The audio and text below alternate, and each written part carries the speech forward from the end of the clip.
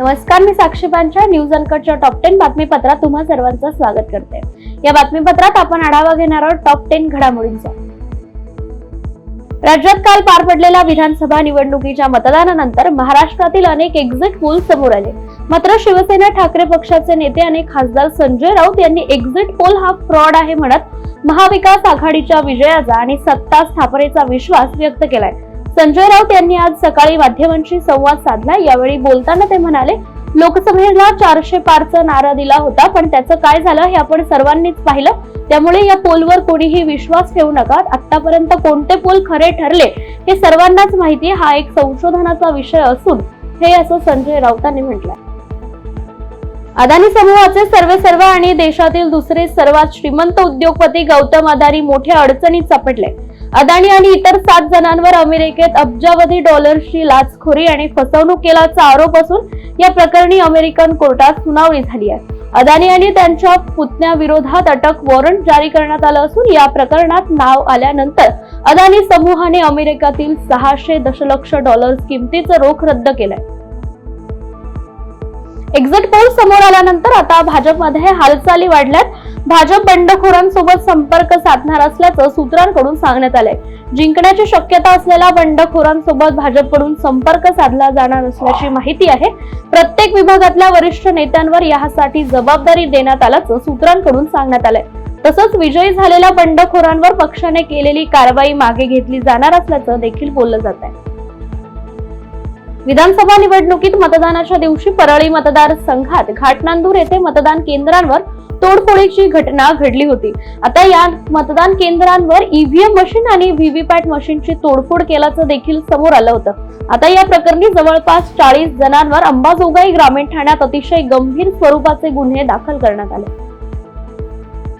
केंद्रीय माध्यमिक शिक्षण मंडळ म्हणजे सीबीएसई बोर्डाच्या इयत्ता 10वी आणि 12वीच्या परीक्षा 15 नोव्हेंबर 2025 पासून सुरू होणार असल्याचं मंडळाने जाहीर केलंय। 10वीच्या परीक्षा ह्या 18 मार्च रोजी संपतील, तर 12वीच्या परीक्षा 4 एप्रिल रोजी संपणार आहेत।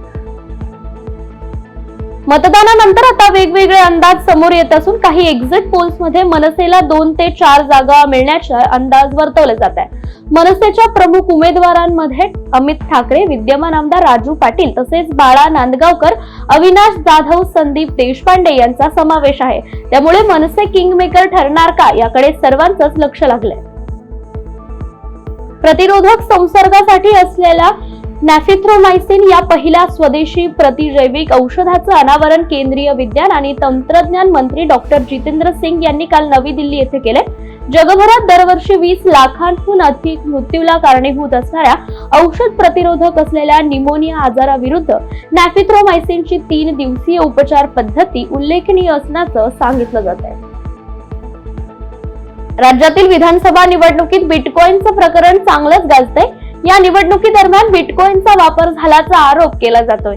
या आरोपावरून अंमलबजावणी पथकाने छत्तीसगडमध्ये छापा टाकला असल्याचं सांगितलं जात आहे। आदल्याच दिवशी भाजपकडून सुप्रिया सुळे आणि नाना पटोले यांच्यावर आरोप करण्यात आले होते। त्यानंतर दुसऱ्याच दिवशी ही कारवाई करण्यात आली। केंद्रीय अन्वेषण विभागाकडूनही बिटकॉइन घोटाळा प्रकरणी गौरव मेहताला समन्स बजावण्यात आले। मेहताला लवकरात लवकर चौकशीसाठी हजर राहण्याचे आदेश सीबीआय कडून देण्यात आले। देशभरात आता थंडी वाढू लागली आहे। त्याची सुरुवात काश्मीर पासून झाली आहे। काश्मीरमध्ये 3 दिवसांच्या बर्फवृष्टीनंतर पारा प्रथमच 0 अंश सेल्सिअसच्या खाली घसरलाय। शोपियानमध्ये देखील पारा हा 3.9 अंश सेल्सिअसवर आलाय। जम्मू काश्मीरसह पंजाब, हरियाणा, हिमाचल प्रदेश, मध्य प्रदेश, राजस्थान, उत्तर प्रदेश या राज्यांमध्ये पारा घसरलाय। श्रीनगर येथे पारा 0.7 अंश सेल्सिअसवर होता।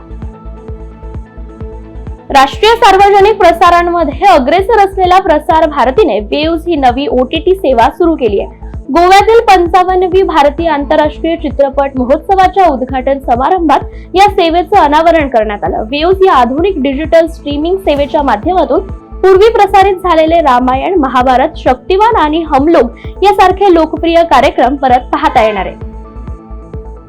या बातमीसह वेळ झाली टॉप 10 मध्ये इथेच थांबायची। पाहत रहा न्यूज अनकट।